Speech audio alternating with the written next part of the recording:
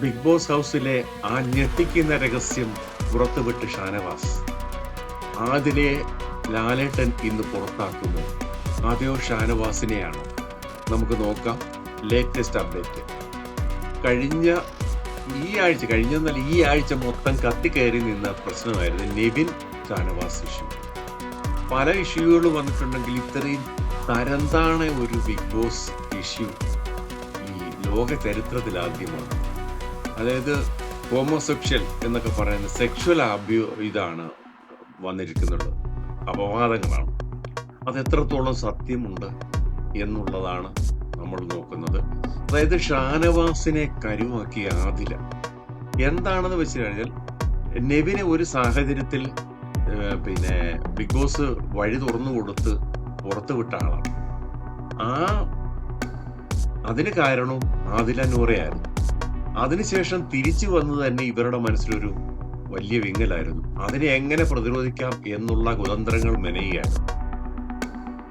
അപ്പൊ തിരിച്ചു വന്നതിന് ശേഷം ഷാനവാസിനോട് ഈ നെവിൻ ചില സെക്ഷൽ ഇത് കാണിച്ചു എന്നൊക്കെയാണ് പറയുന്നത്. കെട്ടിപ്പിടുത്തവും മറ്റതും ഒക്കെ എങ്ങനെ സെക്ഷലാണ് എനിക്ക് മനസ്സിലാവുന്നില്ല. അതിനിയും എന്താണ് അവരുടെ പ്രശ്നം, അത് ലാലേട്ടന്റെ മുന്നിൽ പറയട്ടെ. എന്തായാലും ശരി, അങ്ങനെ ഒരു കാര്യം തിരിച്ചു വന്നു കഴിഞ്ഞപ്പോൾ ഒരു മല്ലിയില പ്രശ്നം കൂടി വന്നു. ഇതെല്ലാം അങ്ങോട്ടും ഇങ്ങോട്ടും ഒക്കെ ബന്ധപ്പെട്ട് കിടക്കുകയാണ്.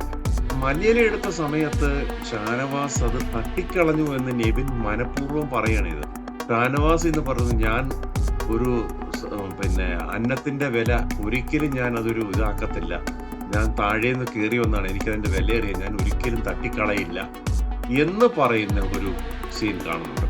അപ്പൊ ഒരിക്കലും ഷാനവാസ് ചെയ്തതല്ല, മനഃപൂർവ്വം അന്നം വെച്ച പാത്രം തട്ടിക്കളഞ്ഞു എന്ന് നെവിൻ പറഞ്ഞുണ്ടാക്കിയതാണ്.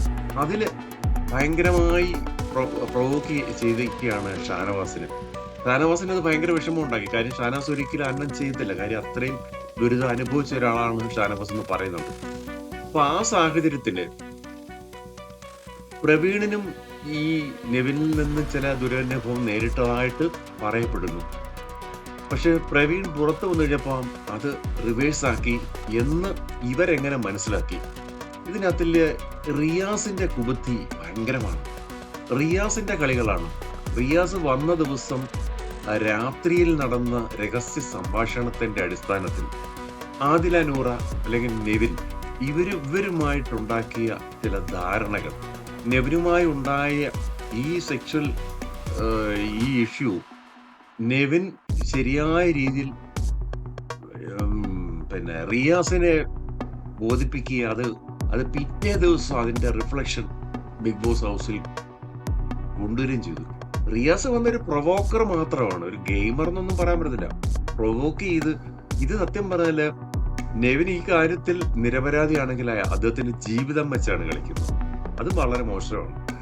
എന്തായാലും ശരി, ഇവര് തമ്മിലുള്ള ആ ഒരു കാര്യത്തിൽ തിരിച്ചു വന്നു കഴിഞ്ഞപ്പോൾ ഈ പ്രവീണിന്റെ ഈ വിഷയം നിൽക്കുന്നു. ആദില ഷാനവാസിനോട് ചോദിക്കുകയാണ്, ഞാൻ ഈ പറഞ്ഞ ഇക്കയുടെ കാര്യം ഇഷ്യൂ പറഞ്ഞോട്ടെ എന്ന് അനുവാദം ചോദിച്ചപ്പോൾ ഇവരെ നിലനിർത്തുന്നതിന് വേണ്ടി തിരിച്ച് വന്നു കഴിഞ്ഞപ്പോൾ നെവിൻ കയറിയപ്പോൾ ഇവർക്ക് യാതൊരു അവിടെ വിലയുമില്ലാത്ത അവസ്ഥ വന്നപ്പോൾ എന്തോ ഒരു ഇത് തോന്നി, അനുമതി കൊടുത്തു ഈ ഇഷ്യൂ പറയാൻ വേണ്ടി.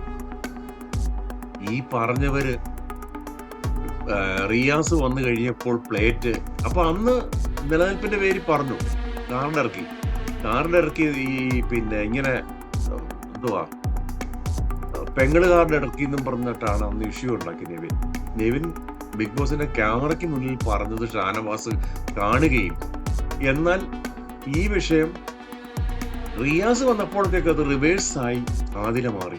നെവിനോട് പറഞ്ഞു ഇങ്ങനെ പറഞ്ഞതുകൊണ്ടാണ് പറഞ്ഞത്. അപ്പൊ ആരെയാണ് ഇതിനത്തിൽ മണ്ടരായ, ആരെയാണ് ഇതിന്റെ പിന്നിലെ ചതി?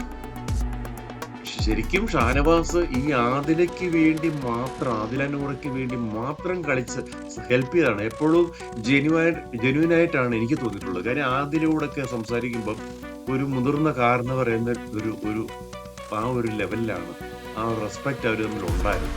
അതെപ്പോഴും കാണാമായിരുന്നു. അപ്പൊ എപ്പോഴും അത് പറയുന്നുണ്ട്, നിങ്ങൾ തമ്മിലുള്ള ഇവരെ ഒരു പ്രൊട്ടക്ട് ചെയ്യുന്നത് പലപ്പോഴും നമുക്ക് ബിഗ് ബോസ് ഹൗസിൽ കാണാമായിരുന്നു.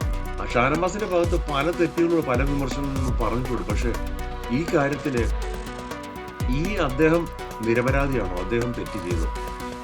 നെവിൻ അങ്ങനെ ചെയ്തിട്ടുണ്ടെങ്കിൽ ഇപ്പോൾ ലാലേട്ടൻ വരുമ്പോ എന്ത് പറയും എന്നുള്ളതായിരുന്നു ലോകം മുഴുവൻ നോക്കിയൊരു കാര്യം. സോറി പറയുമെന്നാണ്. സോറി പറയുന്നതാണോ കാര്യം? സോറി പറയുന്നതല്ലല്ലോ. ഇത് തെറ്റ് സംബന്ധിച്ച് സോറി പറയണമെങ്കിൽ ഷാനവാസ് അല്ലേ ഇന്ന് ഔട്ടാകേണ്ടത്. ഇതിന്റെ പിന്നിൽ പ്രവർത്തിച്ച ആദിലെ കുറ്റവിചാരണ ചെയ്യണം. ആദിലെ ഇന്ന് പുറത്താക്കണം എന്നാണ് ഇപ്പോൾ സോഷ്യൽ മീഡിയ കംപ്ലീറ്റ് പറയുന്നത്. ഷാനവാസ് ഇവരെ സംരക്ഷിക്കാൻ വേണ്ടി പറഞ്ഞ കാര്യമൊന്നും നെവിൻ അങ്ങനെ ചെയ്തിട്ടുണ്ടെങ്കിൽ ഷാനവാസ് ആരെ ഭയക്കുന്നു? എന്തിനു ഭയക്കുന്നു? അപ്പോൾ ഇതിനകത്തില് ഈ സംഭവം കുളമായി കിടക്കുകയാണ്.